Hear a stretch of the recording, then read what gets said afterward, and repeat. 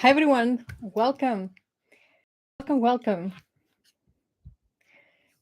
Give me a hi, wave in the chat if you're here and you're enthusiastic and you're ready to ask questions about quitting smoking. So today I want to talk about Stoptober. Starts from stopping and October. This is something that's more popular in the UK and it's basically encouraging people to quit smoking for the month of October, hoping that if someone remains smoke free for the month of October, then they will actually keep their quit. Welcome, Astrid. Welcome. So, Stoptober, this is a UK initiative, but of course, all around the world, there is World No Tobacco Day, all sorts of initiatives for people to quit smoking. Now, sometimes people ask, Naskia, what do you think about Stoptober? Is it a good thing? Is it a good thing to quit smoking basically as a challenge for a month? And honestly, it has positives and some negatives. And I'm going to be completely honest with you, okay?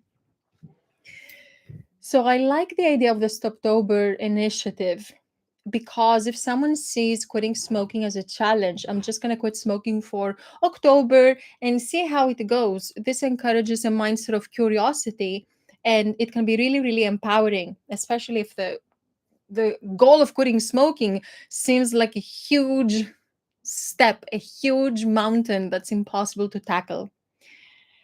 However, and that's important, what I don't like about that initiative is that when people just use willpower and push through, it's not going to matter if they suffer for a month trying to remain smoke free to do the Stoptober challenge, because sooner or later they're going to smoke again and many times more than before. Because when we feel deprived, we want more of the thing that we deprived ourselves of. Does that make sense? Let me see the chat. Sutkar says, your channel helped me a lot to quit smoking. Amazing, huge congratulations on your success. Your video quality is terrible. Well, thank you for sharing that with me. I'm seeing my video is in good quality. Can everyone tell me if you can see me well? Yes. Let me see how to fix that. Can my team is saying, can you disable and re-enable it? Give me a moment. Thank you for your patience and thank you for telling me about the video quality so I can fix it. It's good now. Started off rough, but good now. Can my team tell me, is the video quality still bad or should I end the stream and join again? It's good now. Okay. Appreciate it. Amazing. Teamwork. Thank you. Okay. Appreciate you. Okay. Started off rough. We all have those rough starts with everything, right? With quitting smoking, with quitting vaping, with video quality. So, Stoptober. Generally, the idea of just pushing through for a month is not going to be helpful, especially when we still want to smoke or vape. So, with the preface of October on Stoptober, I want to share with you the 3 things to do to not quit smoking. Would you like to know those 3 things? And of course, I'm going to answer any questions you share with me in the chat. So if you have questions as we're going through this, and if you have existing questions about quitting smoking, put them in the chat. I'm here for you, to help you, to serve you, and answer your questions. Okay? So 3 ways to not quit smoking. And the reason I'm sharing this with you is for you to avoid those ways. And why am I sharing this? Well, I used to be a smoker. I don't know if you know my background. Let me know in the chat if you know my story, if you have seen some of my videos. I know some of you already shared you have. I'm a psychologist and ex-smoker, and I created the CBQ method out of my own struggle with quitting smoking because I wanted to quit smoking. Nothing worked for me. And even though I was a psychologist, I kept failing again and again and again. I just couldn't figure it out. And then I realized that quitting smoking is not about willpower. It's not about pushing through. It's not about waiting for the desire to go away. It's about changing our relationship with nicotine and breaking the habit. So it's a cognitive behavioral process.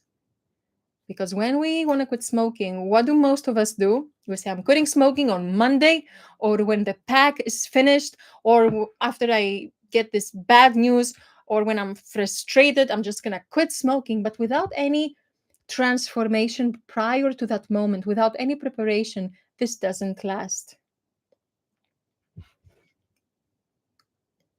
So that's where it all started for me, out of my own struggle with quitting smoking. And that was over 10 years ago. Now, since I developed the CBQ method that helped me quit smoking, I spent the last 10 years helping thousands and thousands of smokers every year, smokers and vapors, break free from nicotine. So that's really my story in a nutshell. So this is my life's purpose, helping other people, breaking free from habits and addictions that I've overcome myself as well.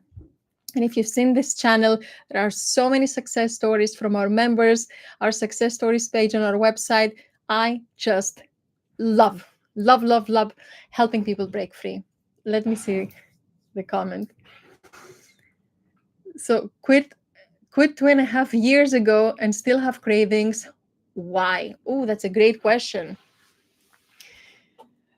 So my advice to you, like what happens, and tell me if that's the case, because there is one of two reasons. When we quit smoking without overcoming the mental addiction, then that mental addiction is like a virus in the back of our mind, and it comes through in different moments, usually when we're stressed or we're bored or lonely or when our mind is not busy. And you may all have heard or know people who say, I quit smoking and I miss a cigarette every day. So is that the case for you? Or what you're experiencing is that from time to time, when something really emotional happens or you experience a new situation as a non-smoker, in those cases, you seem to have a craving thought. So what is it? I'm craving a cigarette every day, or from time to time, the thought of smoking comes to my mind. Tell me which of the two you find yourself in, because there's a different explanation for each of those. And while you're commenting that, so I'm reading another comment. The one thing that is difficult for me is that after I quit snooze for 5 or more days, I get the thought of how much of a rush it would give me. Any tips? Yes. So nicotine addiction is 80% or even 90% mental, and the rest is physical. Here's why.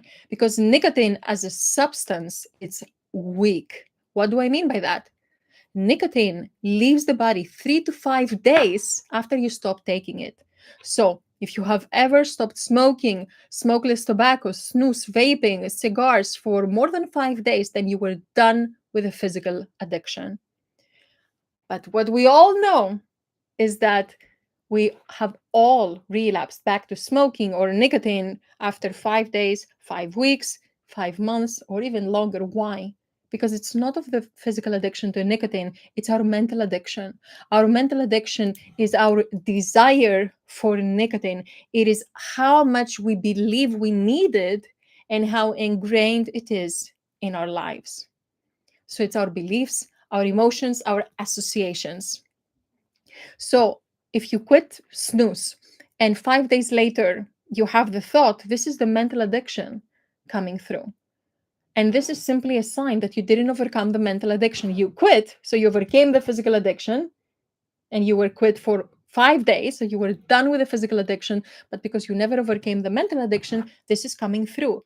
And the mental addiction comes through with many forms. It can be you're gonna have a rush right now, or imagine how much more fun you're going to have if you have a hit right now, or you cannot relax without it, or this is a special situation.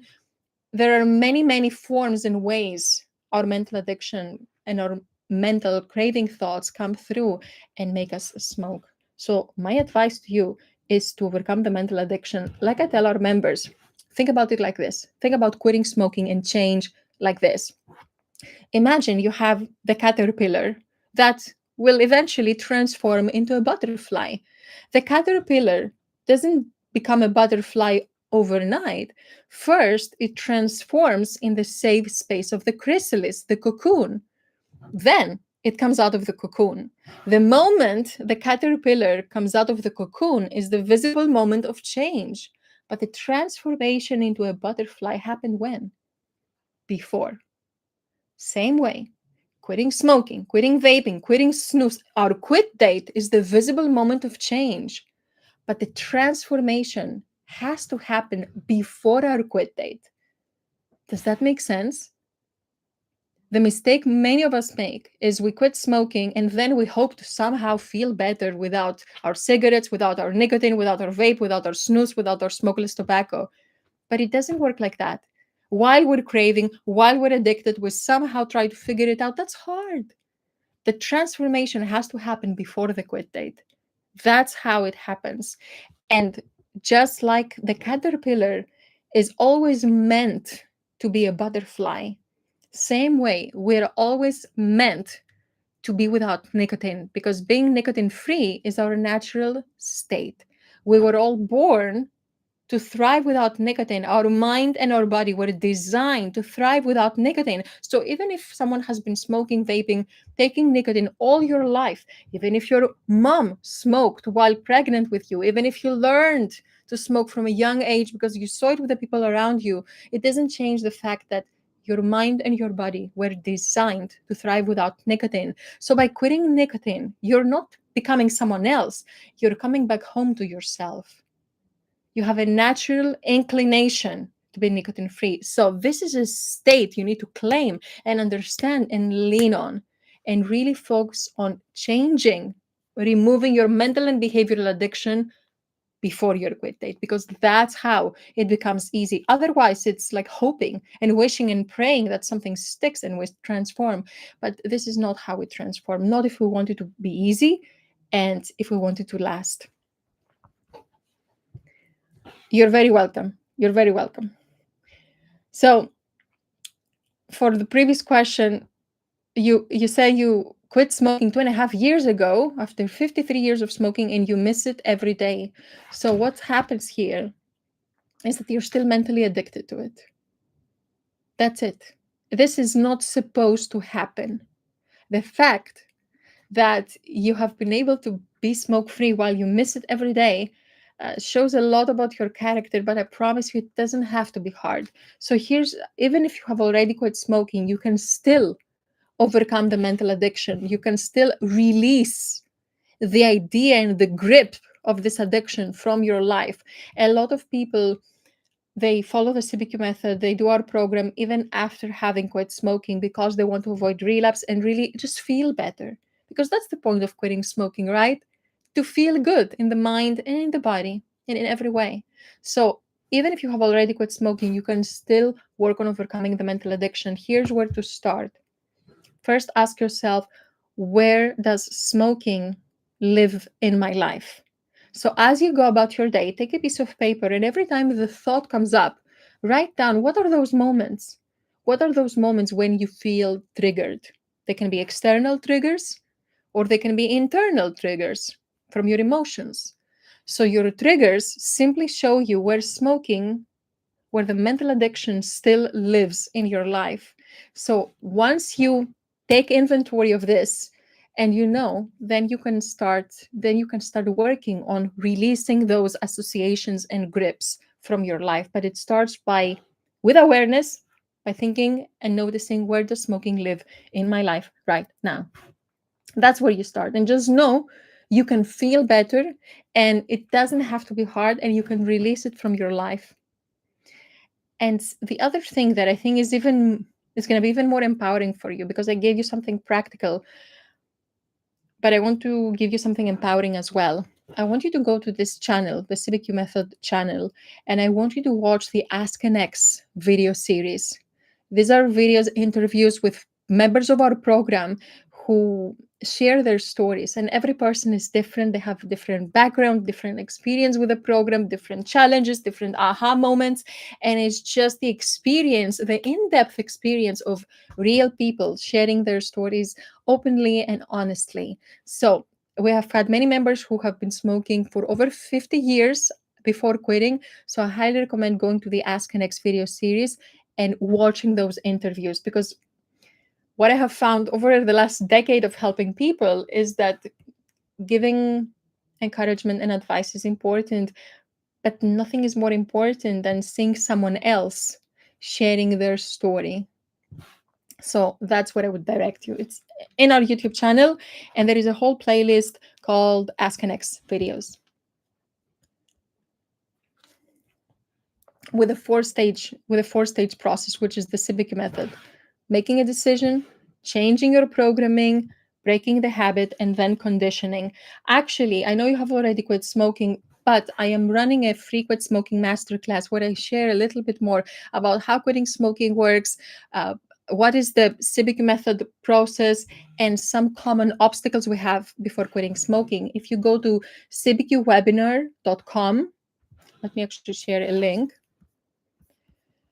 You can register for this free masterclass because it's longer and I go in more depth and you're going to have more clarity. Let me share the comment. And let me know if the link works.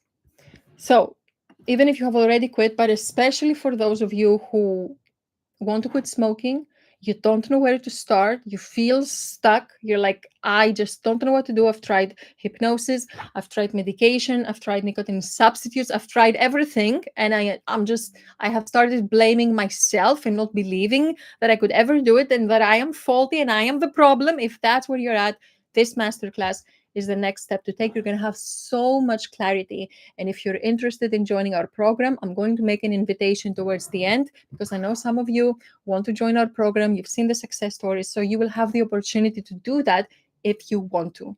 But no matter what, the first part of the masterclass is going to be extremely helpful if you feel stuck, because it's going to give you clarity. So I highly, highly recommend registering for it and showing up. Let me scroll up, see some more questions. I need help badly. I've quit before, but this time is even harder. I quit.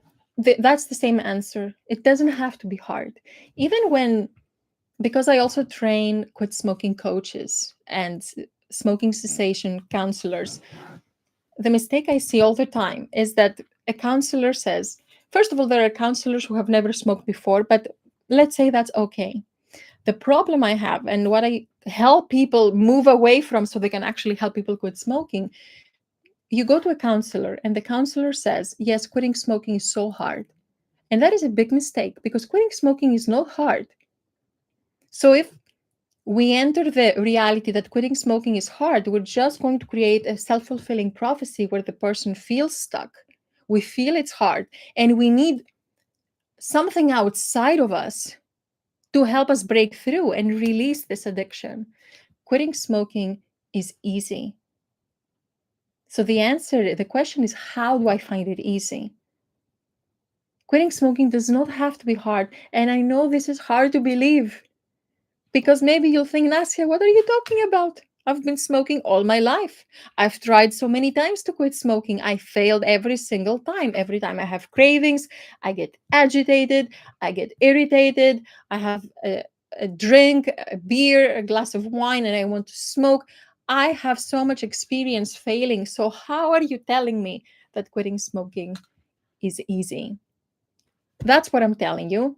And I'm not just saying it from my own experience. I've helped thousands and thousands of people every single year find quitting smoking easy and liberating, pain free. So it's about how we do it. And the short answer to that is really changing our relationship with nicotine and breaking the habit. What do I mean, our relationship with nicotine now? When I have a relationship with nicotine, I see smoking as something that adds value to my life, value. And when I don't smoke that something, I don't have that value. So my life feels less than, and I feel less than. And I talk more about this in the masterclass, but here are some examples. I need smoking to relax. I need it to cope with boredom. I need it when I feel lonely. It's part of my DNA. It's part of my identity. It's part of who I am. I don't know who I am without it. I cannot live without it. Well, think about it. How can something with zero IQ do all these things for you, do everything for you? It cannot. The truth is, you cope. You go about your life. You cope with your emotions. You create your routine. Smoking, vaping, tobacco just sits there and takes all the credit. And that's the mindset of addiction. So, removing the mental addiction really means releasing that programming that tells me that I need smoking. Because when we start smoking or vaping, we develop a smoker's mindset. It's like a filter that distorts reality and makes us see our lives and ourselves through the lens of a smoker. This is like having a destructive program running in your brain. Like, think about it. Let's say you have a supercomputer, and that amazing computer has a virus, it has a malware, it has a destructive program that distorts reality and messes up everything.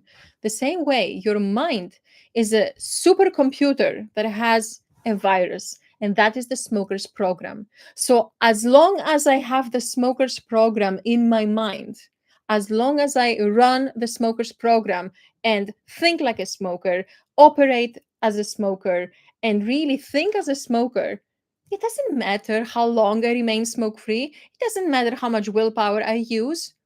I'm going to eventually smoke, because when I think like a smoker, eventually I will act like a smoker. In other words, I cannot think like a smoker and somehow be happy without cigarettes and content. Does that make sense? So I have to remove that program. I have to remove that mental addiction. And once I do, I am free. And that's what makes it easy, because it feels like something I don't do anymore, something a past version of myself did. That's how it feels like when you break free. Reading your comments. Danny says, do you still get cravings? And you're 7 weeks nicotine free. Congratulations on your success. No, I don't get cravings. If you're asking about me, I don't get cravings anymore after all these years. And I think about smoking all the time. I talk about smoking all the time, but never as something that I want. And that's the difference.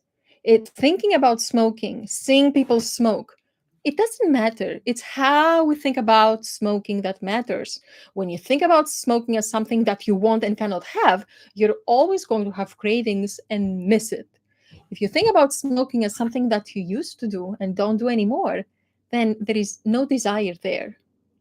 And what may happen at the beginning when you overcome the mental addiction is you have some smoking memories from time to time. Like when you experience firsts as a non smoker, you may have a smoking memory because a past version of yourself used to smoke in this situation, like my first trip as a non smoker, or my first drink as a non smoker, or whatever the case may be. But those are just smoking memories if you have them. But cravings, no. Cravings are not part of the deal, they're not necessary.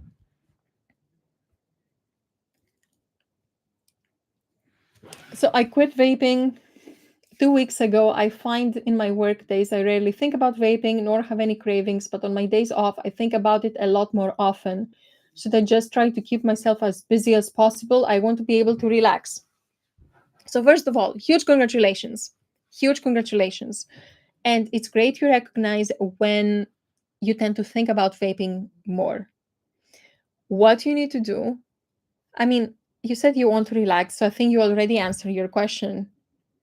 You cannot keep busy all the time. You cannot run away from those thoughts and those emotions all the time. And an hour ago, we had a Q&A call with our members, and this question came up. It's not about avoiding, because avoidance backfires, presence rewires. So I wouldn't say keep busy, especially that you say you want to relax, but while you're at home, those days off, try to create a comforting routine for yourself, because that's what smoking and vaping are really about for most people. And tell me if that's true for you. It's about comfort and certainty and routine, because repetitive movements like a rocking chair, repetitive movements give us comfort. And it's also the comfort that comes from the certainty that it has been a constant in our lives. So really, smoking and vaping are about comfort. So on your days off, really create a comforting, relaxing routine for yourself. When I first quit smoking, I created the morning routine of journaling and meditating. And this takes different forms over the years, but for me, it allowed me to meet my need for certainty and give me that comfort. And now I do that routine, but it's completely disconnected from smoking. It's just something that makes me feel good and makes me relax. So, for the days off, create a comforting and relaxing routine for yourself. It almost doesn't matter what you add to this routine. What matters is carving some time for yourself where you can stay with your thoughts, where you can stay with your feelings, because most times we tend to run away from them and avoid them. And staying with them is going to create a lot of healing. You'll see. Tell me if this is helpful and if it makes sense. Astrid says, I see smoking as stylish. That's when I started smoking. So I think that's very reasonable. We all started smoking, not we all, well, most of us started smoking when we were in high school, maybe, and it was part of our social circle, and it was an act of rebellion. And right now, after years, smoking doesn't seem this way. Like when you see a person smoking outside, it it doesn't feel stylish, but those associations from the past carry on. When I was a smoker, and I was so ashamed to be seen by people smoking, so ashamed. And I still remember one time I was walking, and there was a woman who passed next to me, and she did this with her hand for my smoke, and I felt so embarrassed. And I felt embarrassed not because of what she did, because she was right. I felt embarrassed because I was embarrassed of myself. I was embarrassed. So we want to focus on how smoking really makes us feel right now, and not borrow the old associations we had. And even if, let's say, we conclude that, you know what, I still think smoking is stylish, I think we can live without doing one stylish thing and maybe doing something else that's stylish. So, smoking being stylish, it's not a good enough reason to hurt our health, hurt our confidence. And the fact that you're here, the fact that you showed up for this, and you show up many times, I know your name, it means that you want to quit smoking. So, is it really that it's stylish, even if it is? Or is it that this is just another way your addiction tries to keep you smoking the next cigarette? That's a very important question to ask yourself. Jennifer says, thank you so much. I'll try journaling and do enjoy that. And it makes sense. Awesome. Great. So, any other questions about quitting smoking? And I'll get to the 3 things to do to not quit smoking. Maybe I won't be able to get through all of them, but I'll do my best, because I also want to answer your questions that come up. The first way to not quit smoking, who can guess what it is, by the way? I'm going to tell you the answer, but let's interact. Let's have some fun. What is the first way to not quit smoking, you think? What is the big trap? A common trap when quitting smoking?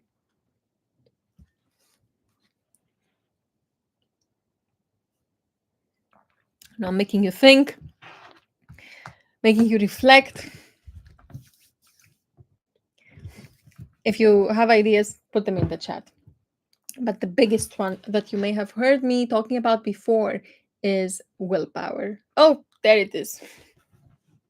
There you go. Willpower is the biggest one. And it's number one. Willpower. This is the biggest trap. And it is the biggest trap because it's the thing that we all think we need to have to quit smoking, yet it's the one thing we all feel like we're falling short when it comes to quitting smoking. So we're stuck in a place where we think we need more of the thing we don't have. But actually, willpower, not only we don't need willpower to quit smoking, it makes things hard. It makes quitting smoking hard. Here is why. Willpower is a state of resistance. Willpower is a state of resistance. It means I want to do something, and this applies in any area of our lives. It means I want to do something, I want to smoke, but I go against my desire. And then this is a battle of desires, or a battle of desire and commitment, or desire and standard. And that is fine. However, we cannot change on willpower alone, because maybe you can resist one cigarette with willpower. Maybe you can resist smoking one day or 2 days with willpower, but can you resist smoking every day of your life with willpower? And how long are you willing to do this? And what is the consequence of that in your life when half of your attention, half of your energy is always split between dealing with your life or enjoying your life and not smoking, just trying to not smoke today? It's exhausting. And it doesn't have to be this way. So, willpower is a state of resistance. And when we resist something, we want more of it. Have you ever had this experience when you're not allowed to have something, you want it more? It's it comes automatically. When I resist something, it makes it seem more precious and it makes me want it, even if it's me not allowing myself to have that something. So the more we resist something, the more we want it. So willpower is a state of resistance. So willpower is a state of resistance. It feels bad and it doesn't last, because willpower is a finite source.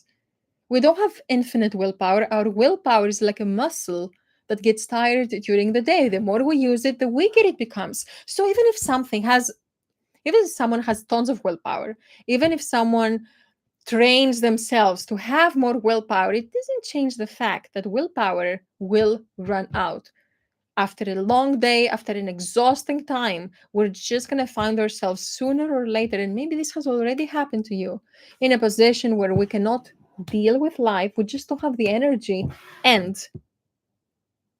resist smoking. That's why usually during a crisis or after having consumed alcohol, we find ourselves relapsing, because we're not there to fight it. So willpower doesn't work because willpower doesn't last. Now, I'm not saying willpower is all bad. It's useful. Willpower is useful to get us started on something. When I want to start something, when I want to just get out of my couch and wear my training shoes, I may need some willpower, like to have that push. But I cannot get fit on willpower alone. At some point, there is another force that takes over, and it's the force that makes me want to do this, want to train, want to run, want to go to the gym. So willpower is good to get us started on something, but we cannot change on willpower alone. Willpower is a big trap.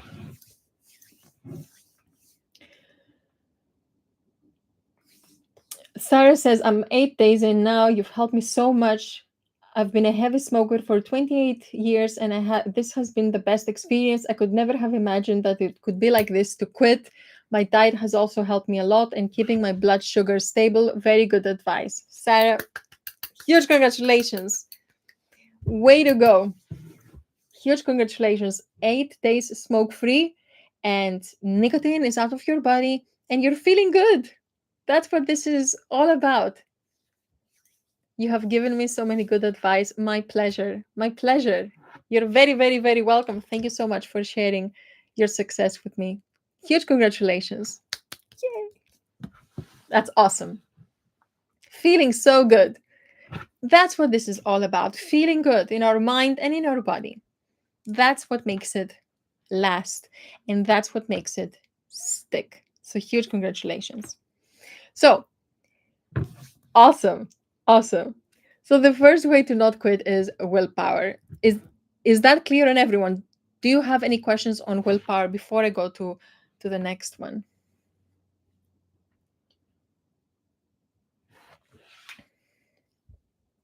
Any advice on willpower?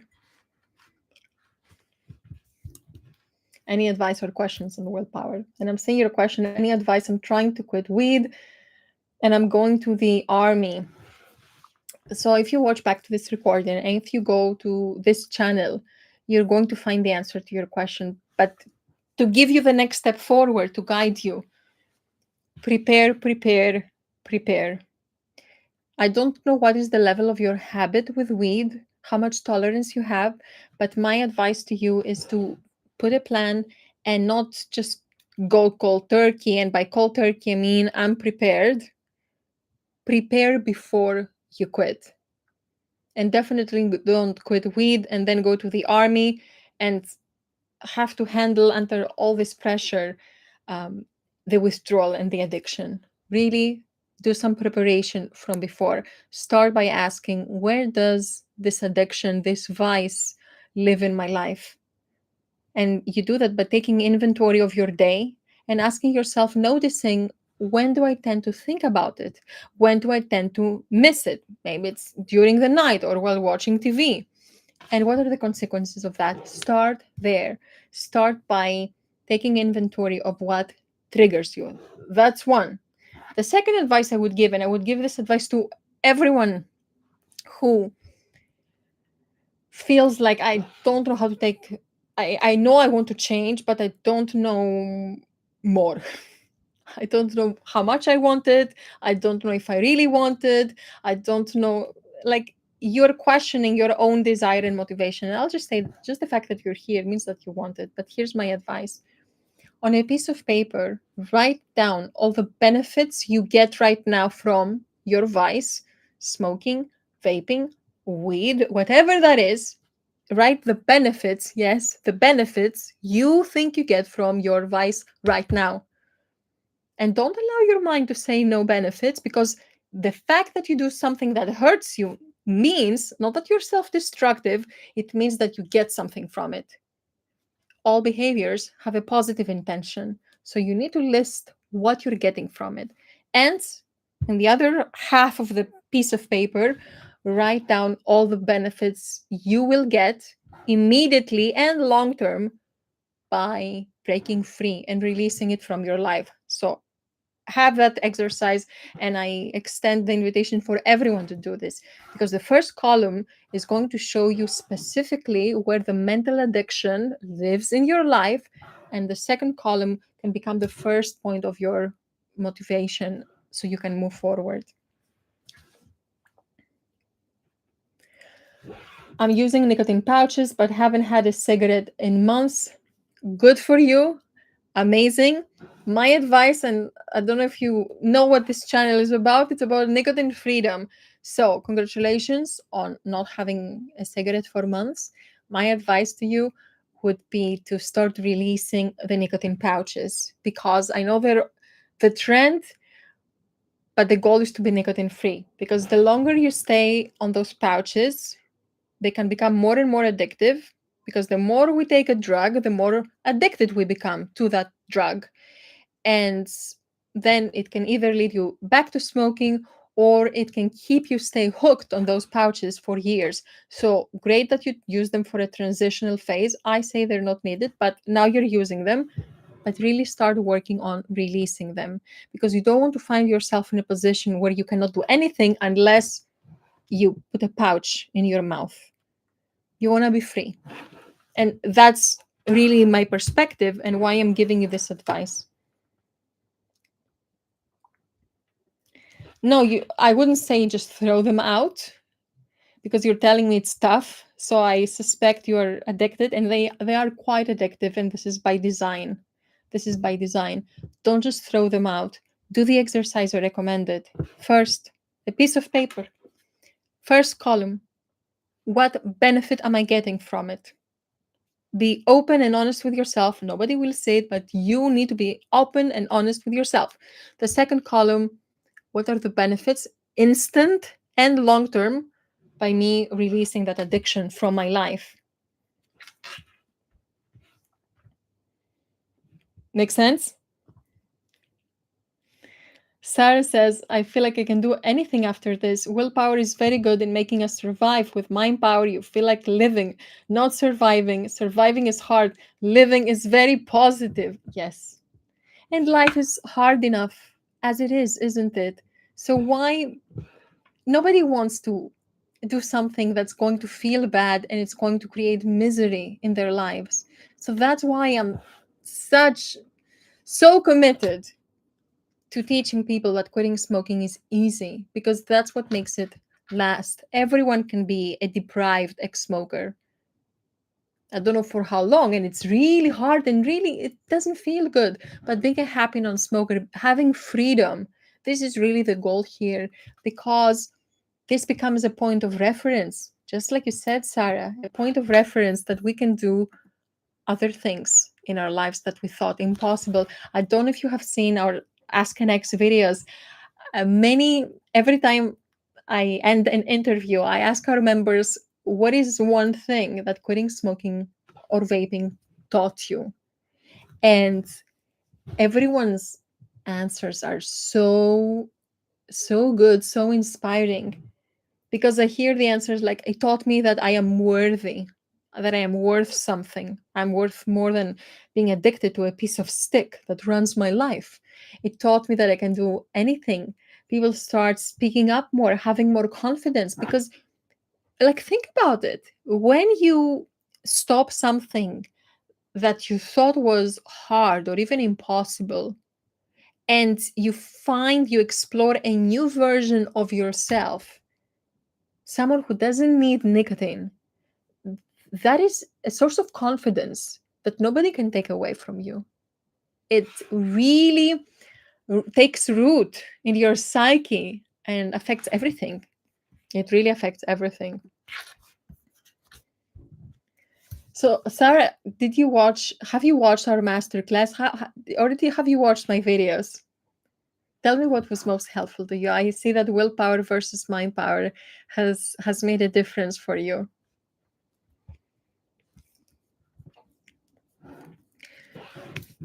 So, that's the first, willpower. Now, the second one, I don't think I'm going to have time for the third, but that's okay. Next time. The second way to not quit smoking, and I get a lot of pushback and hate by some people for saying this, but I say that because it's true and because I've seen it again and again. The second way to not quit smoking is by using nicotine substitutes. Nicotine gums, nicotine patches, nicotine pouches, nicotine sprays, all those things.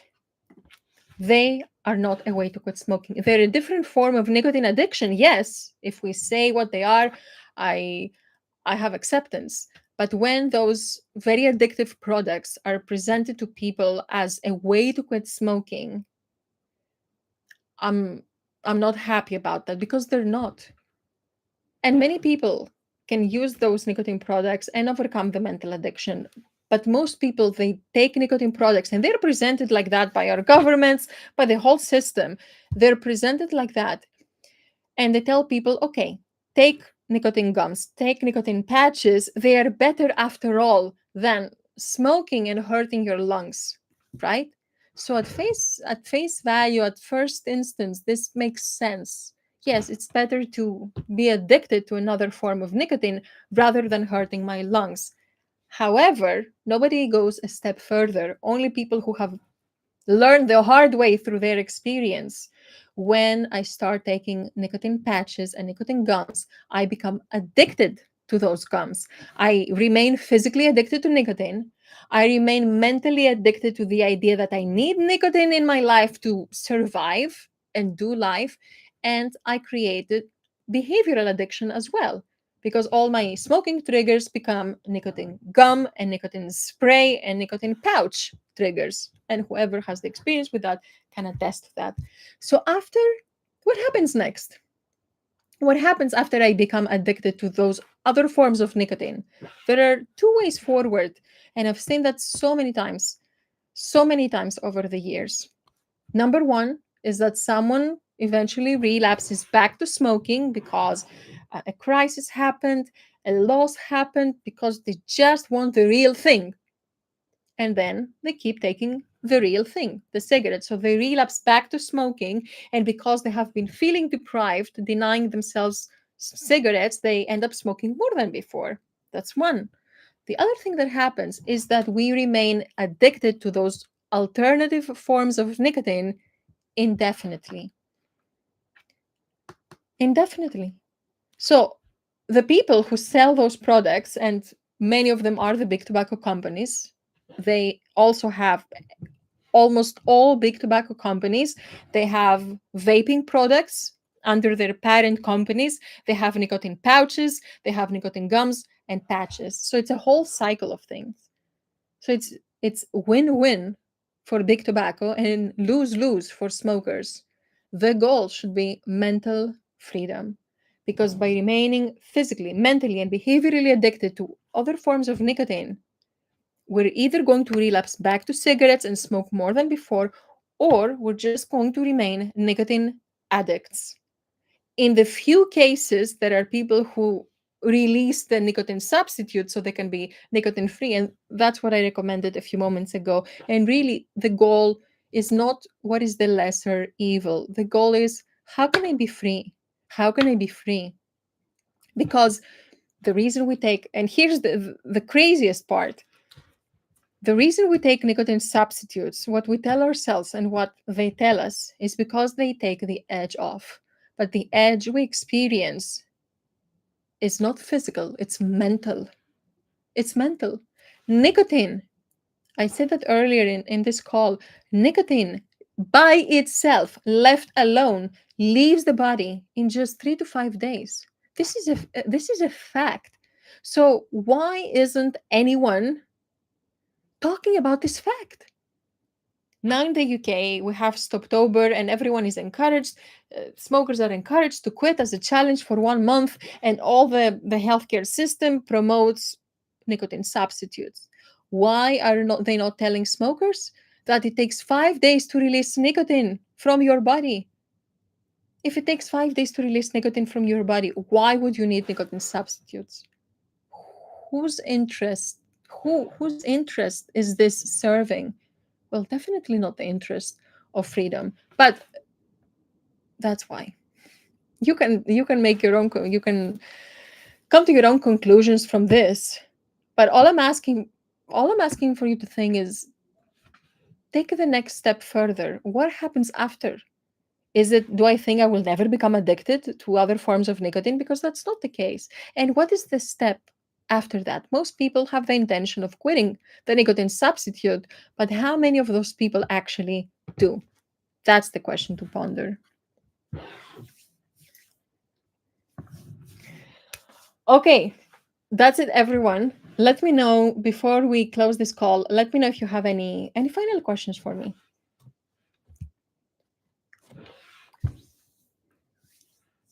Sarah, thank you for sharing this with me. Huge, huge, huge congratulations on your success. I'm really, really glad this channel was of help to you. So, any final question? I know sometimes it takes some time to type and I'm impatient, but I'm going to give you a few moments.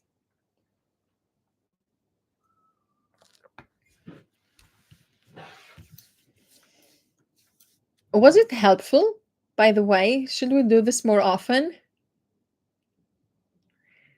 It was great, great, great hanging out with you. Thank you so much for your questions, for sharing your stories, how much this channel has helped you, for being open and sharing. I'm really, really glad and happy to spend this time with you. Cordell says, thank you for your daily therapy. You're very welcome. So you're watching the videos we post every day. Let me know which ones are your favorite. You can, if you see something that you like, let me know. Leave a comment and say, oh, I love this video. So I will know and create more and share more of those videos. Give you more of what you want. I can also recommend your TED Talk. Thank you so much. It is a great talk. It has helped a lot of people. And it's a great starting point for sure. And can you believe it's been 9 years since that TED Talk? 9 whole years. Yeah. You're so very welcome. You're so very welcome. You're very welcome, Astrid. Amazing. Thank you. Thank you all so much for everything. Great talking to you, and I will see you very, very soon.